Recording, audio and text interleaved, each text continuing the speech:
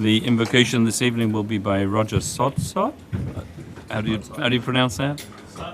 Sotsot from Hilltop Church. So if we'd care to raise, and then we'll follow that by the Pledge of Allegiance.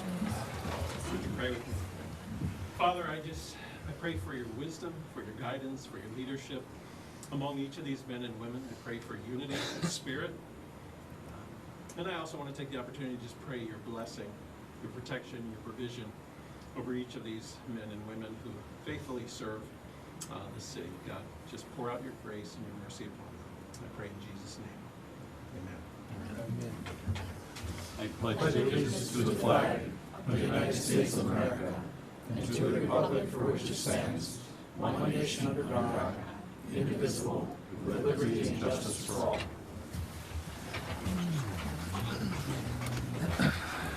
All right. Call this meeting to order. Roll call, please. Yes. Here. Here. Here. Here. Here. Here. Here. We have a quorum. The first item on the agenda is open forum. Anybody wishing to speak, please come to the lectern and state your name and the city in which you live. Robin Foss. Your Honor, is that microphone on? I don't think so. Robin Foss, Fergus Falls. Just to bring other people up to speed that maybe weren't here last month when I spoke about, Robin, if you could talk about current subjects as opposed to going back.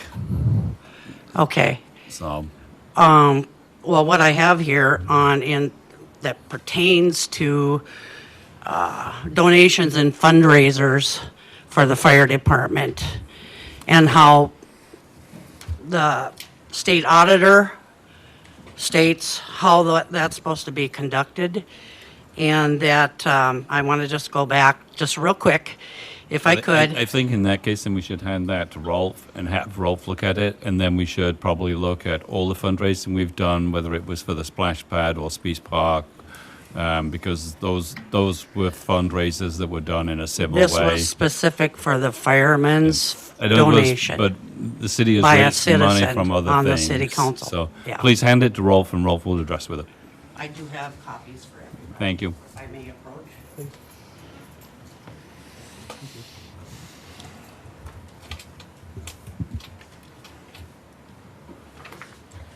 Then if I may, I've been watching for months, like I've said before, city council meetings, and have been here. And it's gone from disappointing to disgusting. How some city council members are taking it upon themselves to go rogue and to throw past city council members under the bus, past mayor from some of the city council members publicly in this chamber. And it's gotten to the point, and now there was a email that was shared in the paper through the Freedom of Information Act of Mr. Layton going beyond his authority of being a single city council member.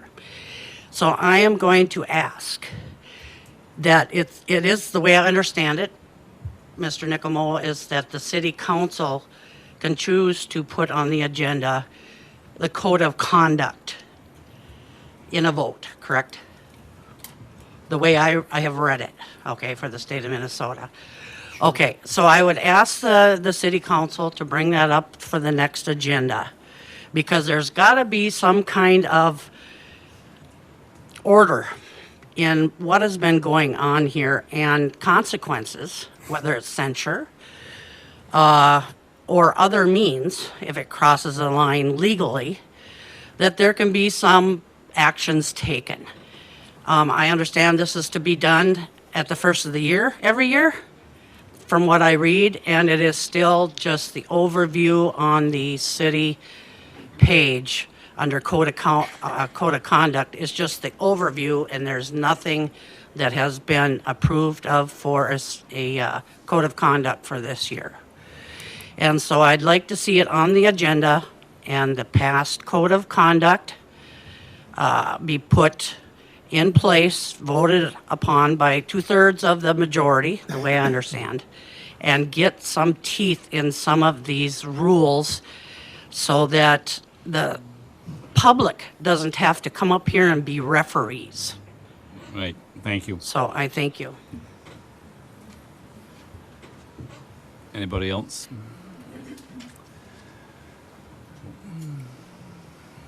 I apologize. My name is Deborah Zachman, citizen of Fergus Falls.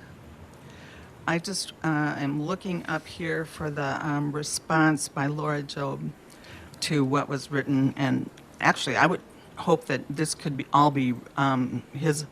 Layton's letter and the response from the two council people read tonight, so that everyone is aware of it. Not everyone gets the paper, but I just wanted to say that I agree wholeheartedly with what was said by Mr. Rachels and particularly by Ms. Job in her response. I won't read it for you here, but I thought Mr. Layton's letter was, first of all, poorly written and totally out of line. That's all I have to say. Thank you, Deborah.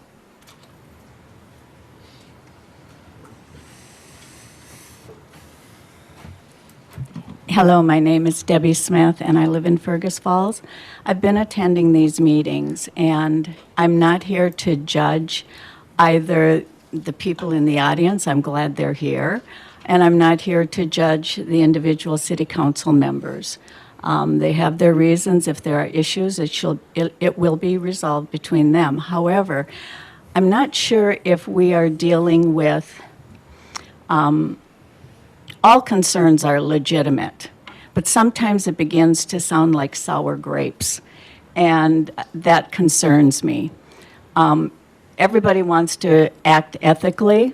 Everybody makes mistakes, and it's up to the city council members to resolve those issues between them. What I'm here, I went to the town hall meeting, and I expressed my concerns over what seems to be a lack by not all, but some city council members as to, and I'll be very specific, it had to do with the HRA levy, the additional money that they were given.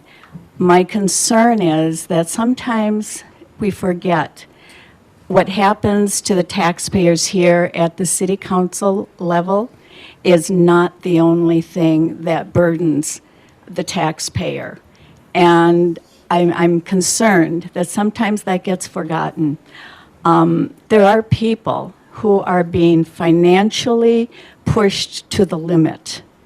So whenever you pass something else that's going to cost the taxpayer any money at all, please take into consideration it's not the only thing that they're finding increases in for their budgets. And I think sometimes that gets lost. A comment was made, and I'm sure we're all guilty of it sometimes, but it's only $20,000. Well, guess what? There isn't a single person here that gets to get any share of a levy to help them out. It's called you have to budget. You have to know where to make cuts. And I think the city council is aware of that, but sometimes it doesn't come across that way. And so I'm speaking for a lot of people who don't come to the meetings and who are being financially burdened needlessly, penny, nickel, dime, to a point where it's getting difficult. So I would just like the city council to keep that in mind. And thank you. Thank you, Debbie. Any other persons? With that, thank you. The next item is the approval of the agenda. Would somebody care to make that motion? So moved. Thank you, Scott. Somebody care to second it? Thank you, Scott. All those in favor say aye. Aye. All those against, same sign. Hearing none, the agenda is approved. We have no public hearings tonight. We have no awarding of bids. Under petitions and communications, we have a welcoming week proclamation this September.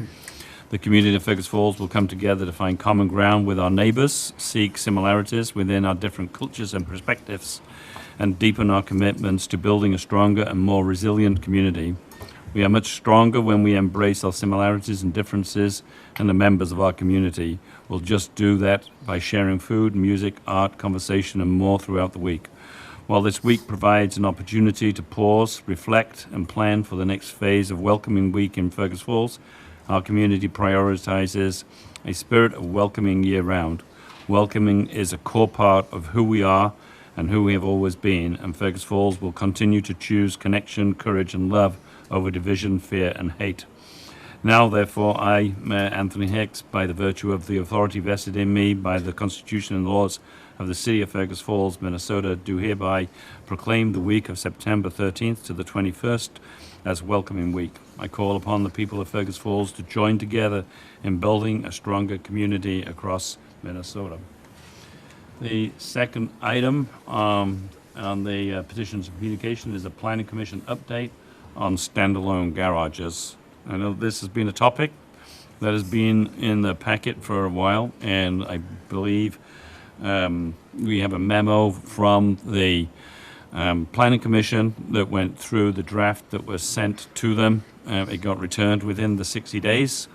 They have made some comments and suggestions, and tonight, obviously, we have the opportunity to accept them, deny them, or and move this forward and get this document on the first reading of ordinances so people can start to apply for permits and build standalone garages if they so wish.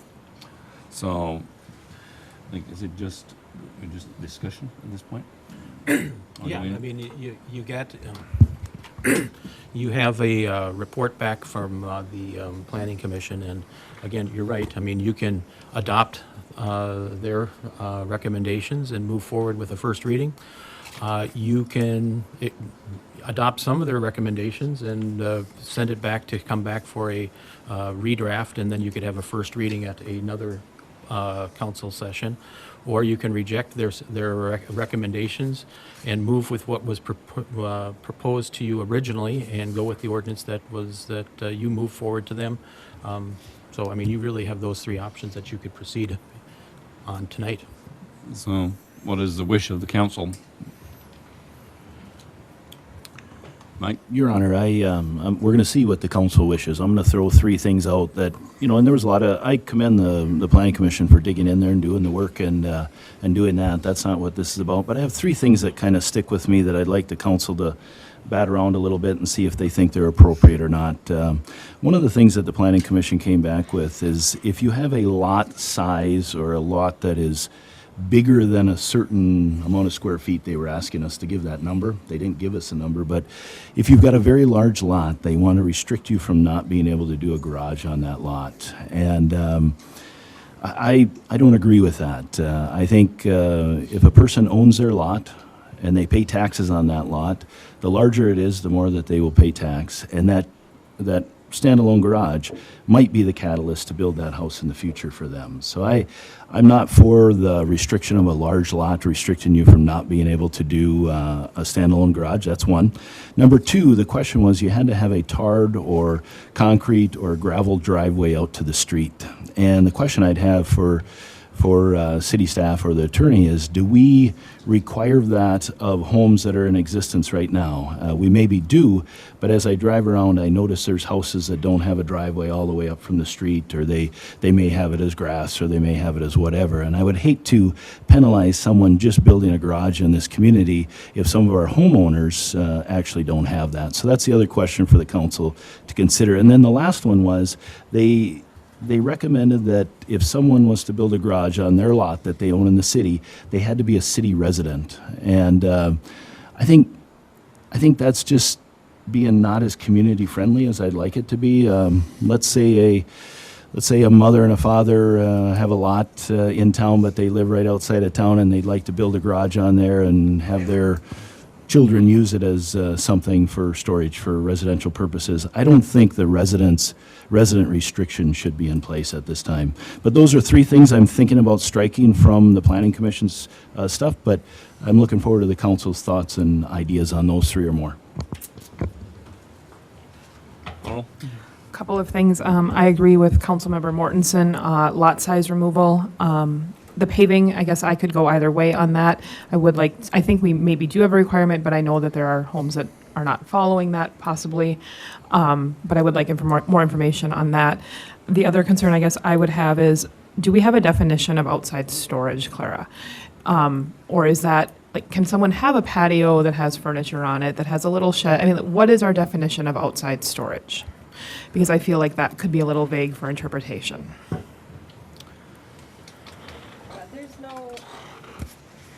There's no official definition in our city code of outside storage. Based on conversations that the planning commission was having, I think it's appropriate to interpret that as having like machinery outside, things that would normally be in a garage, outside the garage. So a patio, something like that would probably be fine. Al? Also, too, as far as the roadway or the driveway, I live in a neighborhood where my street is not paved, nor is my driveway. It is to a certain point until it hits my property, then it is paved. But out from the approach to the street, it's not. So I don't think, that's kind of reaching, I think, on that end of it. I think our proposal as a city was that the access off the street had to be paved. But Yep. as you say, the drive from the apron Right. to the actual building could be, just gravel. No. And I do Scott? think, go ahead. Did you have a comment, Scott? Apparently, the assumption is that making whatever adjustments we do to this, and then we would have a change to the ordinance. But if we don't do any adjustments to this, if we just do nothing, then the ordinance remains as is with no garages allowed, correct? Correct.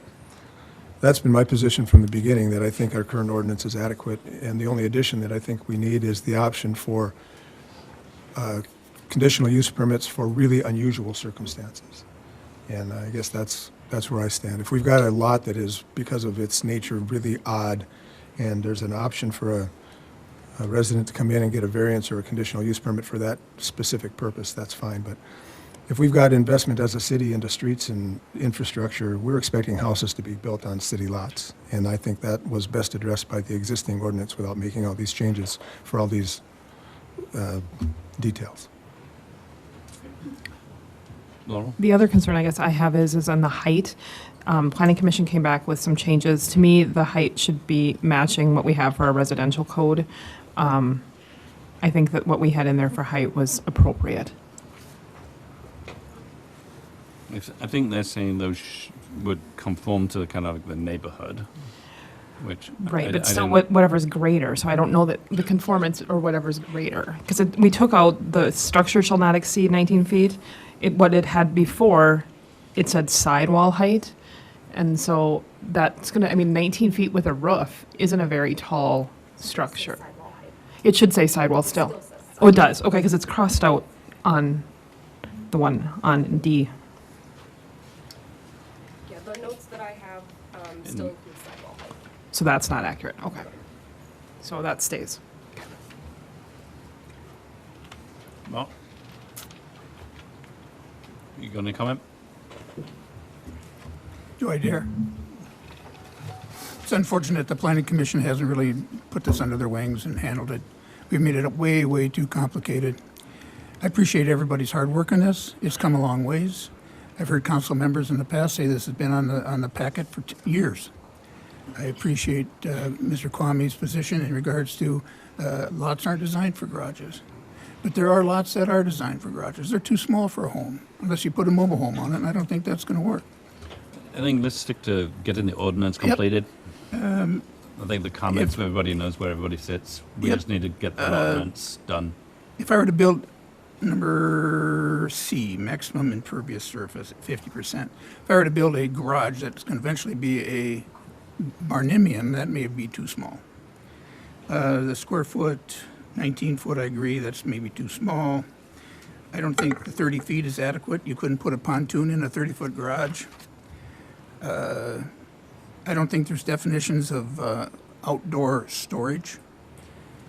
We have questions amongst 8 council people. How is this going to be handled in the future by staff? And customers or citizens who want to come in and build such a standalone garage. The definitions aren't here, the requirements aren't here. Thank you. So there isn't, we don't have a consensus on what we want. So it goes back to Webb.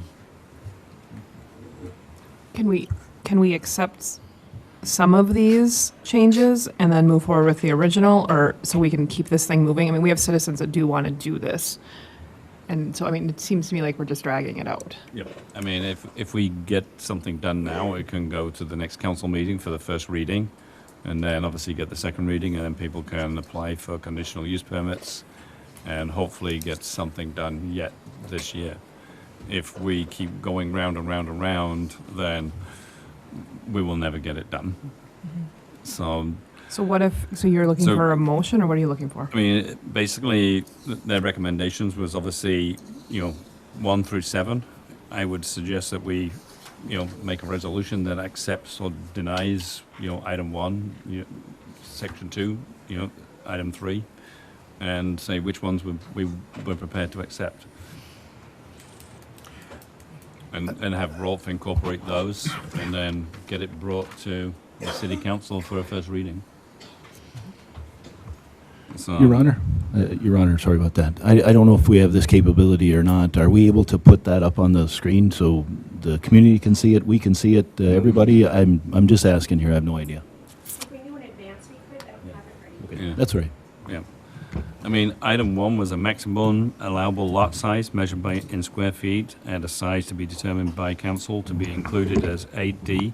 For reference, a typical 50 by 100 foot lot is 7,500 square feet.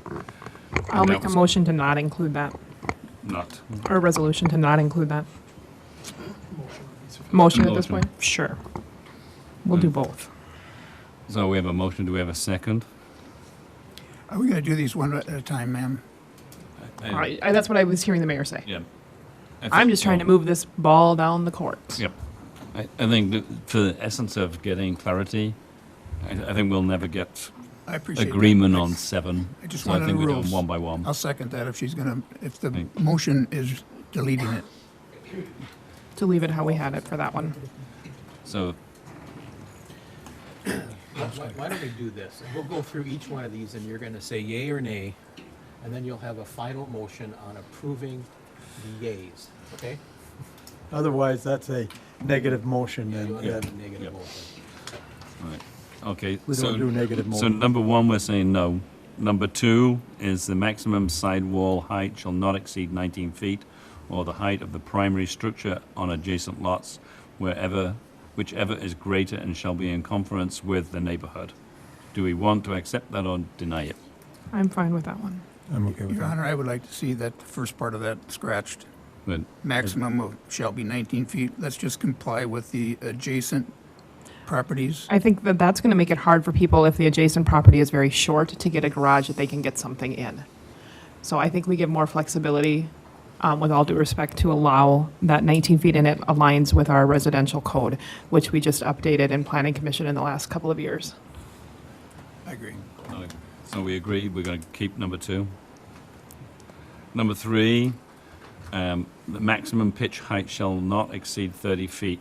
Building height is covered in E, so that one I think would be an accepting one. Yes. Number 4 is update.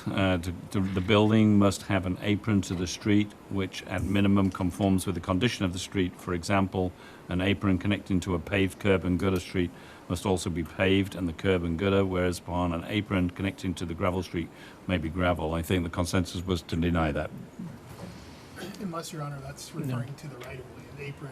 Typically when you talk about Yeah. apron, it's to the right-of-way. Right, that should be So I in think you there. may want Off to- the It's- road. I think we want Okay. to keep If it's that. off, if it's off the main road, if it's. That's just the apron, right? That- Yeah, I mean, just the opening apron. Not it the up. driveway. No, no, are you Just talking the about- driveway, it's just the apron. Are you talking about the apron from the garage or the approach? The road to the sidewalk, then that Yeah. can stay. Oh, Okay, so that can stay. That can stay, right? Apron to the street, yeah. Number 5 is updated is updated to require detail of roofing and exterior wall covering materials, and I think that comment referred to that the planning commission wanted, when you apply for the conditional use permit, you identify what materials you're going to use. Yep. I think that's fine. That's fine. Number 6 defines the harboring of pets, including pets. For the purpose of this condition, the term harbor is defined as providing food, water, and a place to stay overnight. So I think this was that basically people didn't want animals left there unattended. So you couldn't have a guard dog Yep. and leave it there overnight. Yep. So we can keep that one in. And number 7, placement of the structure on a lot must conform with the underlying zoning district setback requirements. Applicants for a conditional use permit for a residential garage must be a resident of the city of Fergus Falls. I would personally take out the resident of the city of Fergus, because if someone happens to move out of town, or I understand the concern, but I think it's too restrictive for property owners. Well, and if somebody passes away and then, or somebody decides to sell it, Right. we're not going to have a control at that point. Right. So we're good with 7 with the deletion of resident of the Fergus Falls. Yes. Okay? One additional item, I would like to see the exterior, let's see, the length of this thing going to 34, 36 feet. I don't think Right it's now it the says- length, Your Honor, I don't think it's the length of the thing. It just means that there has to be a color change, an eye interest change, something architecturally that makes it not look like a long wall. I don't think it's limiting the length of the wall based on how I'm reading it, but I think it's just making it architecturally have some interest if it gets that long. Yeah. I think there was discussion at the planning committee if it's 32, 34, 36. It really doesn't matter in regards to, changing of the architecture. I'd scratch the whole thing. I think, Your Honor, it's in there. It says 30 feet. They were considering 20, but then scratched it after a vote. Yep. So it went from 20 feet to 30 feet.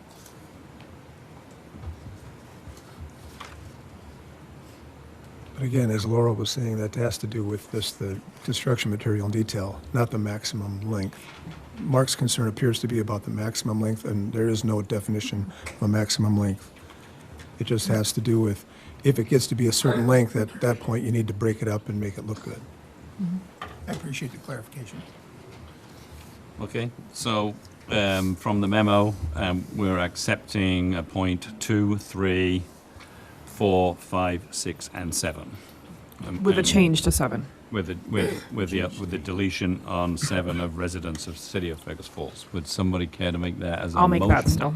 Make the motion directing the city attorney to come back with an ordinance with incorporating those changes. Yep, I'll do that. Right. Would somebody care to second it? Mark, second it. I'll second it, Your Honor. Thank you. All right. All still those don't in have to favor vote say for it. aye. Aye. The motion is approved. We will have an ordinance before us. Thank you. The next item on the agenda is the consent agenda. The first is a motion approving the minutes from the August 18, 2025 City Council meeting and August 27, 25 Committee of the Whole. A motion approving licenses, a copy of which was on your desk, updated. Resolution accepting the grant award of a Lucas automatic CPR device from the Minnesota AED project. Resolution approving the 2026 sculpture walk selection as recommended by the Public Arts Commission. And the fifth one is resolution authorizing a contract with MetLife to administer the Minnesota Paid Family Medical Leave. If somebody would care to make that resolution. I'll offer that. Thank you, Laura. Would somebody care to second it? I'll second that. Thank you, Laurel. Roll call, please. Freemeyer. Yes. Yes. Rachel. Yes. Kildee. Yes. Yes. Joel. Yes. Bonnie. Yes. Clayton. Yes? The resolution is approved. The next item on the agenda is under ordinance and resolutions. And the first one is the resolution adopting the 2026 fee schedule. Would somebody care to make that resolution? Then we can have this and second it, and then we can have discussion. I'll make them. Thank you, Scott. I'll second. Thank you, Jim. Any discussion on the fee schedule? The question, I'll just say it's a lot of work for Bill, and good job, Bill. It's a, I didn't work on this one. You so I didn't? worked With all the other staff. oh, boy. That's a huge change. But then she does a lot of it. Okay, Lynn, you did a great job. Thanks. Good job, Lynn. I know one of the things that got brought up on Wednesday was obviously the youth baseball. Did we get feedback on that? I haven't received any feedback. Well, I mean, in terms of what it Any complaints? feedback to us. Yeah. To you, yeah, so we, on the fields this last year, we had 174 baseball practices, 55 softball practices, 78 baseball games, and 38 softball games.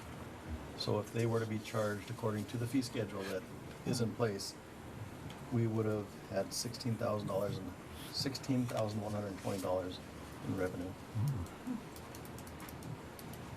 Thank you. Your Honor, Well, I would like to have this go back to staff and fine tune it, if you will. I've submitted my quick recommendations. The cost of maintaining these parks, fields, shouldn't be passed on to the normal taxpayer. It really is a use fee, and I don't think the fees are out of line. I'm going to exaggerate. If we go to place A, the fax is a nickel, and the next one is a dime, and the other one's 25 cents. There should be some continuity. A liquor license is $2,500. In Alec, it's $3,500, if not $4,000. A cannabis license, $1,000. Other cities are higher. The cost of these items have gone up. I think there should be some analysis of the actual cost that it takes. I appreciate Mr. Taylor's input. I'll be more than glad to help the committee. Thank you. any other comments? Mike? Yes, Your Honor. I appreciate Mr. Layton looking at the costs with it, and maybe Mr. Bremseth, and I don't want to put you on the spot. You said something about averaging and kind of looking at it. Is that how it's kind of been looked at before? You said, hey, we've seen other communities at this level, or have we taken ever the deep dive that Mr. Layton's looking at taking into it or not? Yeah, thank you, Your Honor. Councilmember Mortensen. Each department is really responsible for providing input on their specific fees within this document. I would say some do more, do things that are more in line with just covering their costs. Some go like for example, I shared Wednesday morning that Clara had consulted fee schedules from other communities in Ottertail County. I don't remember the cities, and wanted to make sure that from a competitive standpoint in development that our fees were in line with that. Others are best practices, as it relates to the Viking library system, not to put the library on the spot. So it's kind of across the board, but I think one thing that is true and consistent with all departments is that they ensure that their costs are covered. Things like this ball field exemption that we're talking about, where we could have had an additional 16,000 plus in revenue, were specific items that previous city councils have acted on to say we don't want to cover our costs, or we're willing to give that benefit or subsidy. So we certainly follow council direction on that. But otherwise, yeah, I would say every department head has reviewed this to ensure that their costs, or the city's costs, taxpayer costs, are covered. Addressing some of the, consistency of rates, one of the things that was brought up was like the cost of copies. At City Hall, we charge 25 cents. That's us physically having to make copies for a resident who requests that. The library at 20 cents, that is the individual using the machine on their own, so there's no staff or city labor involved in that. So there is the ability to, be creative and be most beneficial to the taxpayer as opposed to, consistency. So we're looking at it really department by department, making sure we cover our costs, but then not charging any more than we have to the taxpayers. Any other comments? One more question just on top of that, Your Honor, so we know. It looks like at one point, Mr. Taylor said, hey, we're having a good year at the aquatic park, or, we're having a good year with that. We've set our 2026 numbers based off the same of 2025, correct? Do we know where we're at to be able to adjust that, not adjust that, or is that fluid? Or are we, when we approve this now, 2026 Aquatic Center is going to be the same as 2025 exactly? Just looking for a comment, because if our numbers were way high for for 2025, and we really missed it. I mean, we have ability to give back to the community a little bit if we want, but if our numbers were way low and we really missed it, then we got to look at this to say, hey, let's cut our losses here. So just some insight on that. Where are we at with that? Yeah, Your Honor, Councilmember Mortensen, a couple ways to answer that. One, we're going to give a very comprehensive presentation at the next committee of the whole on the 10th that lays out exactly how the season ended up there, so there'll be more information forthcoming. But two, the other way I'd answer this question is that it's not necessarily set in stone. Yeah, you can change these fees at any time. The rationale behind why we do it now and why we do it all at once is basically driven by liquor, tobacco, cannabis licenses where they renew on a calendar basis. We're approaching fall. We want to give people enough time to get their applications in, know what those charges are going to be, allow you as a council to process those, do the background checks, all that stuff that happens, so there's no interruption to their operation on January 1. The rest of it's kind of tagged along on the same timeline just for a matter of convenience and checking all the boxes off at once. But we can change individual rates at any time. Like we just set the campground rates recently. Those will be incorporated into here. If what we present next Wednesday sparks some feelings or thoughts in the council and they want to do something different on aquatics, by all means, that can happen at any time. I have a couple of questions. I had someone contact me after the conversation Wednesday morning in regards to demo rates and capacity, and that demo usage is down this year, is my understanding, and what they heard watching Wednesday. Do we know what percentage of our demo revenue is resident versus non-resident, was one question I was asked. And then if we're down, because we were planning for capacity with having to do the demo cell is a very expensive purchase for our investment. Can that rate be lowered any, or could we look at increasing the non-resident rate to help encourage residents to do improvements and reduce their cost to improvements to their property? The concern was how high the resident rate was for demo. Yeah, and the demo rates are high, and of course, it's because of, we were the leader, we were the first one in the state that needed to do a line cell with a leachate collection system. So as we delve into our utility rate studies, that demo is a part of that. So we will go through that this fall as well, and we analyze demo, all the different landfill rates. So as an example, landfill rates could change when we get through that, and we come back later in this year and say amend this fee schedule for that. That's a good example, and demo could be that. We'll see. I mean, people are still doing projects, so how the year will come out. Other years have fluctuated, so yes, we are down. Of course, that means the capacity will last longer. I'm kind of sidestepping around all that, other than we'll look at it this fall and come back to you with an analysis of those. So, Okay. yeah. And then, go ahead. We can pull a report that shows how much is resident versus non-resident. That might be helpful when we look at that utility rate things. Then the other question is for planned medical event, medical standby, $50 per hour per person. Is that covering our actual out-of-pocket expense? Because to me, if something like that, are we making sure we're covering our out-of-pocket expense? I think that would be important to do personally. I see Ryan saying yes back there. Okay. Point of information, I believe the demo is down just simply because building is down. I talked to other communities, it's the same thing. Thank you.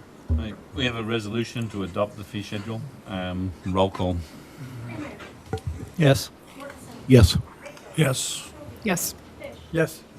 Yes. Yes. No. The resolution is approved. The next item on the agenda is the resolution entering into MnDOT contract 1059845, Trunk Highway 210 roundabout trail and aesthetic construction for the local cost share, and authorizing signatures on the agreement. With that, is that already? Kyle. At the committee of the whole meeting, we had talked about the MnDOT agreement between MnDOT and the city of Fergus Falls for the interchange project, along with there was some corrections that needed to be made on that agreement. I did get a copy of that agreement back from MnDOT today. There should be a copy sitting in front of you, a hard copy. I did go through that to verify that all corrections were made based on our conversation with MnDOT, which it is. So one of the questions at the committee of the whole meeting was to pay for the city's portion, the $900,000 within this agreement, where those funds are coming from. Sat down with Bill today, and all of those funds will be paid through our state aid money. So that will come as grant funds from state aid. Would somebody care to make that resolution? I will do that, Your Honor. Thank I'll you, second Jim. that. Thank you, Laurel. Any questions of Kyle? If not, roll call. Yes. Yes. Yes. Yes. Yes. Yes. Yes. Yes. The resolution is approved. The next item on the agenda is the first reading of Ordinance 73, 8 Series, amending City Code Chapter 121.14, Cannabis Business and Sale Hours of Operations. And get to it. So I think this was to do with alignment of the agreements, the city codes and the ordinances to go 9 a.m. to 9 p.m. And the downtown interim use permits, have a different hour of 10 a.m. and that was by obviously council design. And this is not allowing curbside pickup as the council discussed. Yep. Now, is this just to introduce it? It is just to introduce it. I'll introduce it. Thank you, Jim. Here. In addition to no curbside pickup, I had also requested no drive-through in the business. Now, none of the proposals that we've seen have got that in there, but that doesn't necessarily cover what may be built in the future. So I had expected to see that in there as well. So if that could be amended to also include no drive-through as well as no curbside pickup. Yep, that's fine. I can be Thank you. Everybody agreeable? Right. It will be amended for the second reading. The next item on the agenda is second reading of Ordinance 71, 8 Series, amending City Code Chapter 121, Cannabis Business and Sales. And this was to look at lifting the limit of number of retail cannabis licenses that we would offer. With it, I think what I would say is that I believe that ultimately it is it's time that we bring this matter to a conclusion. Ultimately, we can keep debating this, and we can agree to disagree on what we want, but at some point in time, we have to make a decision. For what it's worth, I believe that at some point we should just adopt the following: we should approve the 2 licenses based upon the current ordinance. It says that we can issue 1 and up to 2. The state changed their kind of interpretation of the law and says now we must offer 2.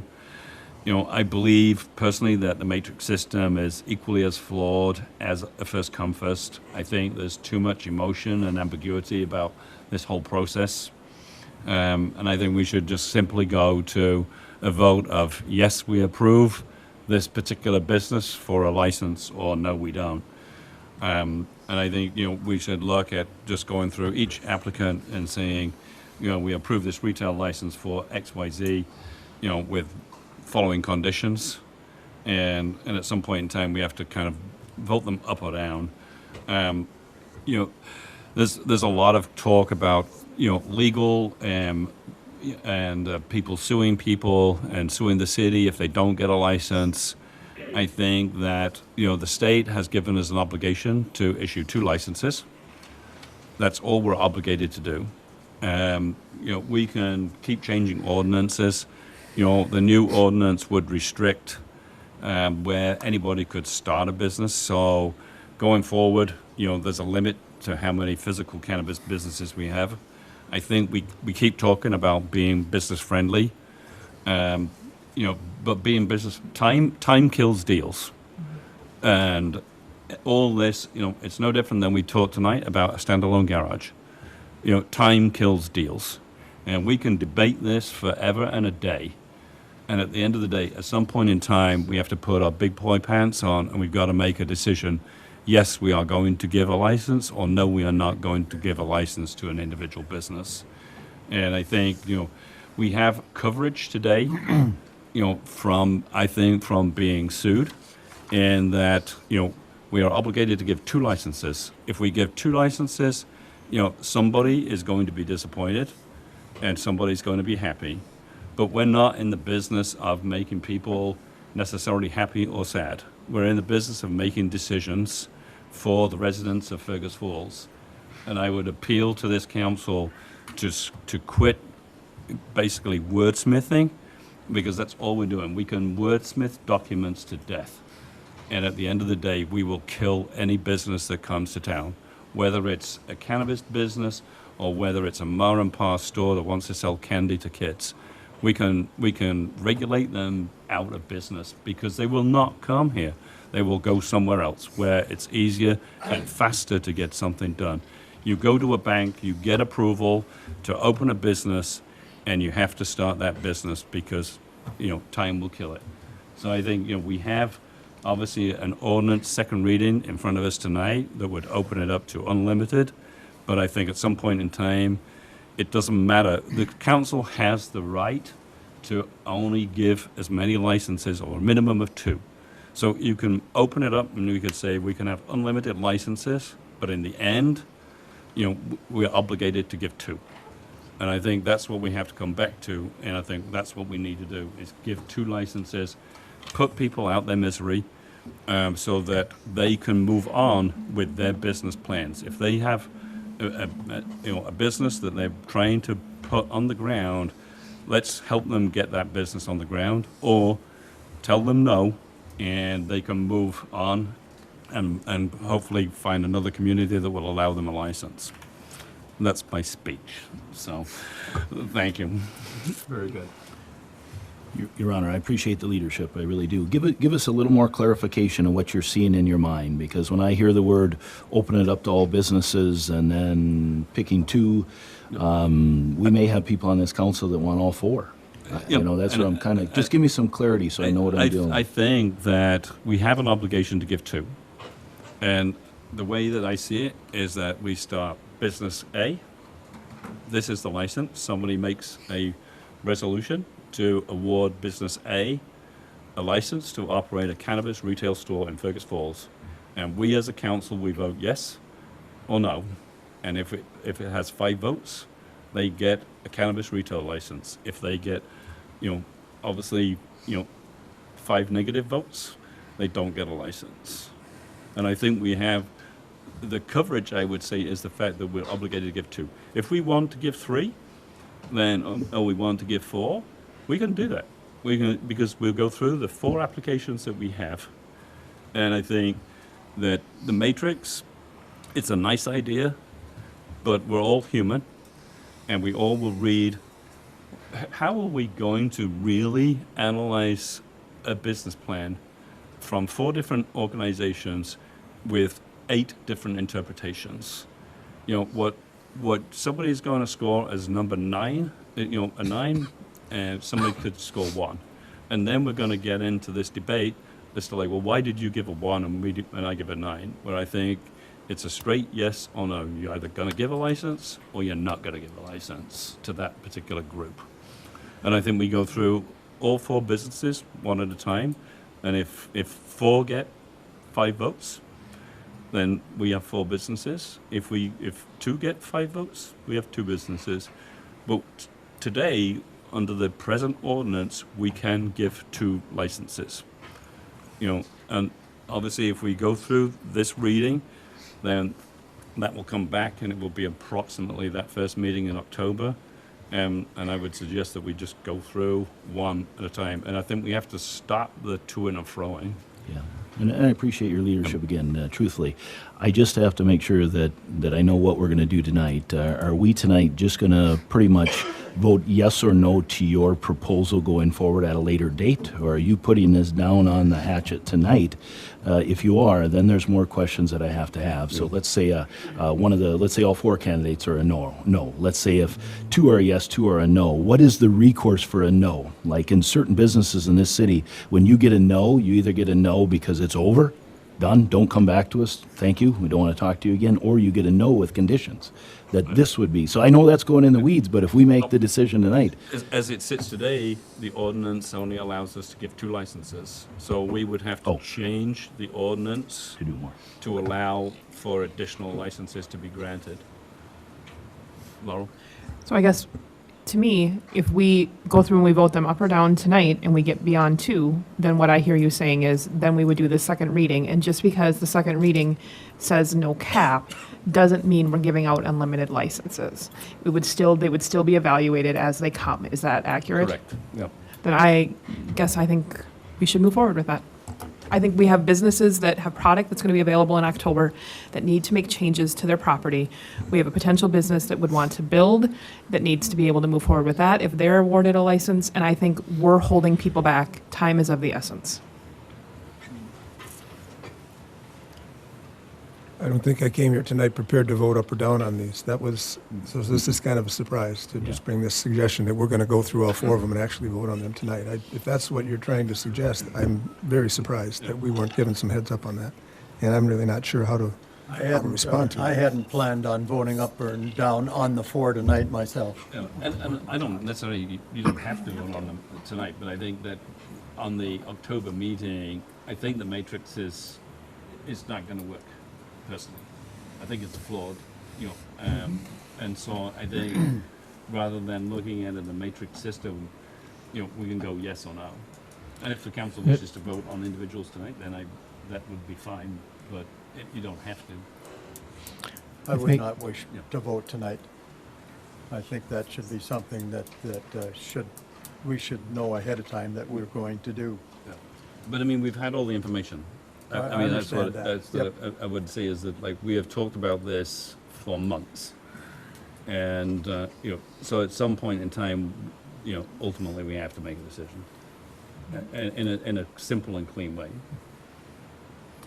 I don't know that it's entirely proper to say that we have all the information because we've asked those who've submitted applications to either polish them up or resubmit by a given date in September. And I don't think that acting before that date, it would be appropriate. Here, if I may, going back to the first come, first serve, and I don't want to rehash things. I just want to make a comment. The next day, the people who were here before noon, they had their application in.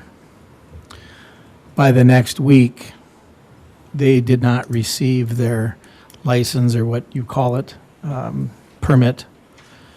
It came up earlier than within the week. But yet they had it in here within 24 hours.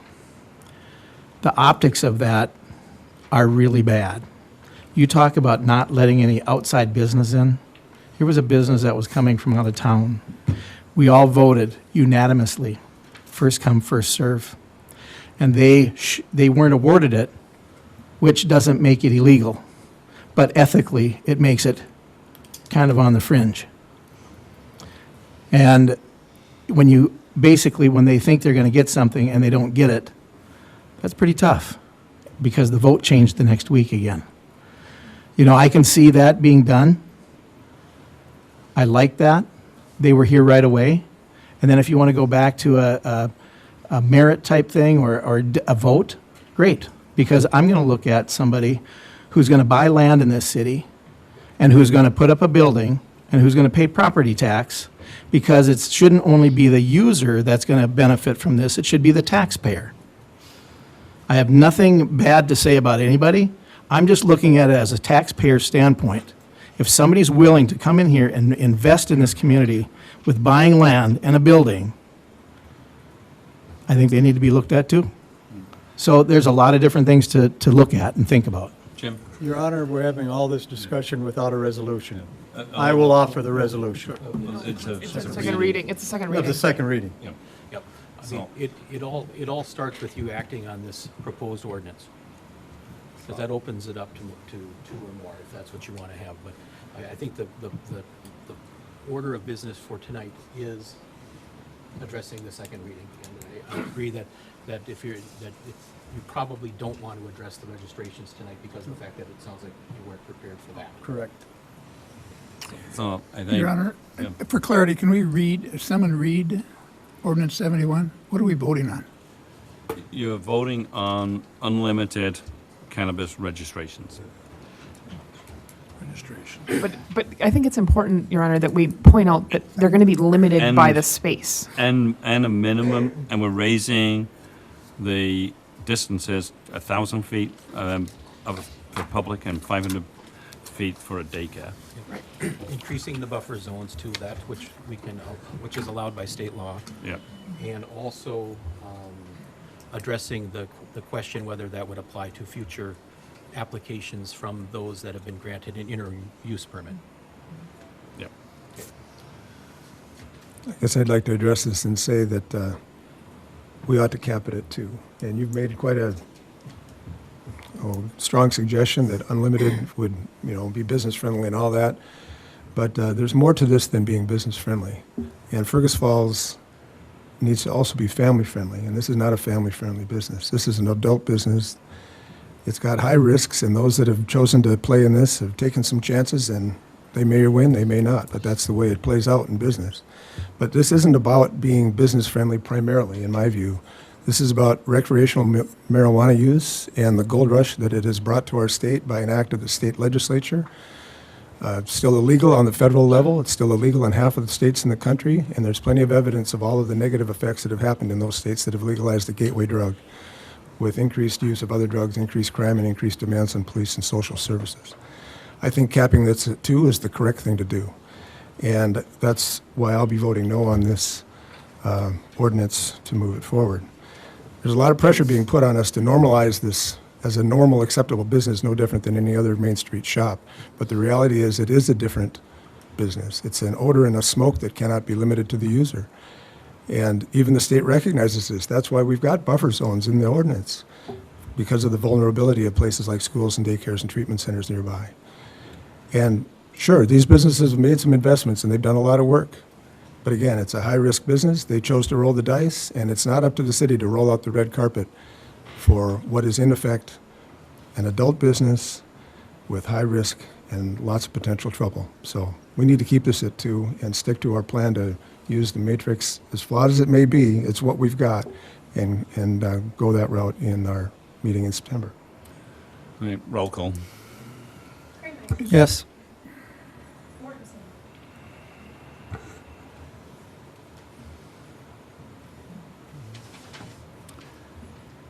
Yes. Yes. Yes. Yes. Yes. No? No. The reading is approved. Correct. Thank you. Right. We'll move on to something more family friendly, and presentation of claims in the amount of $1,448,038.15, which is divided into 2 reports, 1,303,784.76 and 1,44253.39 for wires. There's 2 separate reports. I'll in your offer the packet. resolution, pay the bills. Thank you, Jim. Second. Thank you, Laurel. Roll call, please. Yes. Yes. Yes. Yes. Yes. Yes. Yes. Yes. There is no old or unfinished business, no new business. Miscellaneous announcements. September 10th, 7 a.m. Committee of the Whole meeting, and September 15th, 5:30 p.m. City Council meeting. And just for those that garbage obviously is delayed this week by 1 day for people that would have had their garbage picked up yesterday, would be today, but Thursdays and Fridays there will be normal collection. With that, we are adjourned. Thank Your you. Honor, I got one.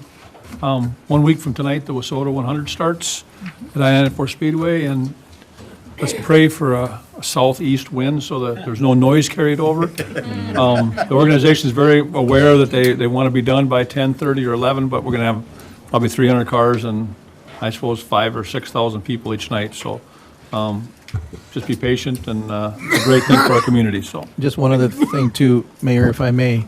And I didn't do it the last council meeting. I want to say a shout out, a big thank you to Fleet Farm. Their pavement looks great out in that parking lot. It's an investment in this community. And the road. And it's wonderful that they did that. So thank you to Fleet Farm and everyone else who's following suit with paving their parking lots. Thank you.